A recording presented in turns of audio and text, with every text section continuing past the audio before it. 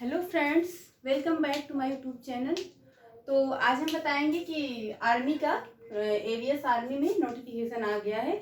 जो वो लोग घबरा रहे थे कि मैम हमारा ग्रेजुएशन में लास्ट ईयर फिजिक्स और केमिस्ट्री है तो क्या हम इसके लिए एलिजिबल हैं टीजीटी के लिए, तो उसमें नहीं था ईएमआरएस में, लेकिन इसमें है। एवीएस में एलिजिबिलिटी है, इसमें आप लास्ट ईयर फिजिक्स और केमिस्ट्री है तो आप एलिजिबल हैं फॉर्म भरने के लिए। हमने उसमें भी कहा था कि जैसे कि कोई अलग अलग जो भी वैकेंसी आती हैं आर्मी की और टीजीटी पीजीटी में, और जो वैकेंसी अलग आती हैं नवोदय से यूपी में, सब में अलग अलग लेते हैं। तो इसमें का क्या है, इसमें पीजीटी टीजीटी और पीआरटी तीनों वैकेंसी का नोटिफिकेशन आ गया है। फॉर्म भरना भी फिल हो गया है, इसके ऑफिशियल वेबसाइट पे आप जाके देखिए।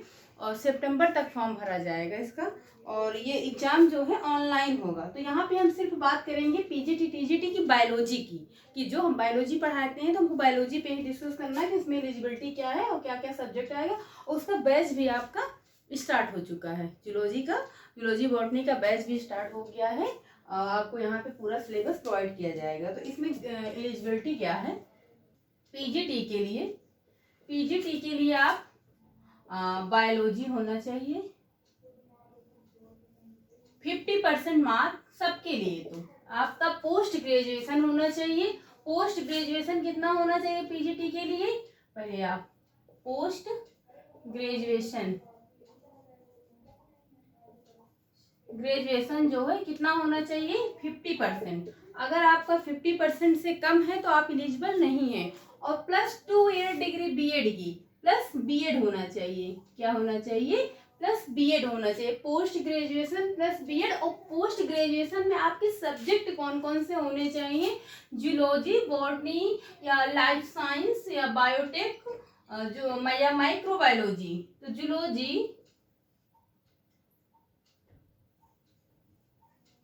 जूलॉजी बॉटनी लाइफ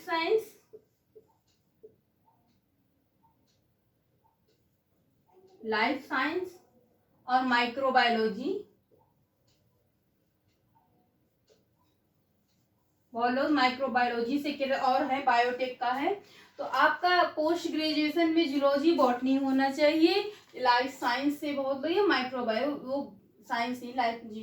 तो जूलॉजी बॉटनी होना चाहिए। पोस्ट ग्रेजुएशन में कितना परसेंट होना चाहिए, 50% मार्क्स होना चाहिए, प्लस बीएड होना चाहिए। तो आप किसके लिए एलिजिबल हैं, पीजीटी के लिए। और टीजीटी के लिए भी यही दिया है। टीजीटी में साइंस के लिए, टीजीटी साइंस के लिए आपको बहुत शॉर्ट में बताना है, बहुत ज़्यादा लंबा वीडियो नहीं करना है। तो टीजीटी के लिए आप देखिए इसमें कि टीजीटी के लिए ज़्यादा लोग परेशान, तो 50% मार्क्स होना चाहिए। ग्रेजुएशन आपका कितना होना चाहिए, ग्रेजुएशन आपका 50% होना चाहिए, प्लस बीएड होना चाहिए। यहाँ पे डीएलएड वाले नहीं डाल सकते हैं, कौन, डीएलएड वाले नहीं डाल सकते हैं। 50% मार्क्स होना चाहिए। आपके ग्रेजुएशन की लास्ट ईयर, ग्रेजुएशन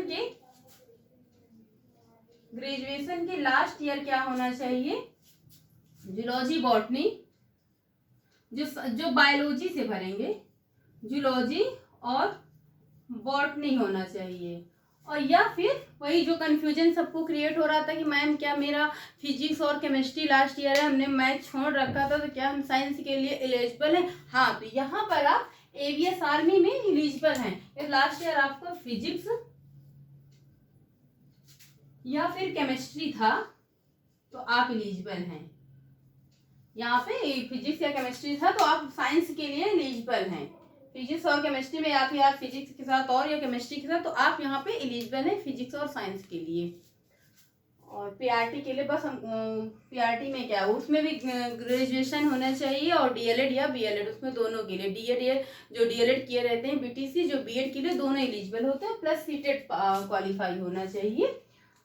बस इतनी जानकारी। हाँ, ये वीडियो स्पेशली उन लोगों के लिए जिसमें वो बहुत परेशान थे, कमेंट भी आ रहा था कि मैम मेरा फिजिक्स और केमिस्ट्री लास्ट ईयर है तो क्या हम एलिजिबल हैं। हाँ, तो वो बिल्कुल एलिजिबल हैं और आप अभी से अपना पढ़ाई शुरू कर लीजिए। और बाकी बायोलॉजी वाले जो हैं क्लास प्रॉपर लेते रहिए और प्रैक्टिस सॉल्व करते रहिए। और आपका मेरे ऊपर ही डिपेंड ना रहिए, क्योंकि पीजीटी टीजीटी का जो बैच है काफ़ी लंबा चलता है बहुत। उसका अगर सिलेबस कंप्लीट करने लगो तो 1 साल लगेगा। झूठ बोलने वाली कोई बात नहीं, 1 साल लगेगा। तो आप जो हम क्लास कर रहे हैं वो पढ़ते रहिए, बाकी आप अपने आप से पढ़ते रहिए। फुली एक डिपेंड मत रहिए किसी के ऊपर, मेरे ऊपर या किसी के ऊपर आप डिपेंड नहीं रहिए। हाँ, और ये पेपर क्या होगा, ऑनलाइन होगा। कैसा होगा, ऑनलाइन होगा, ऑफलाइन नहीं होगा। सो फ्रेंड्स, आज की वीडियो में इतनी ही जानकारी। So thank you class.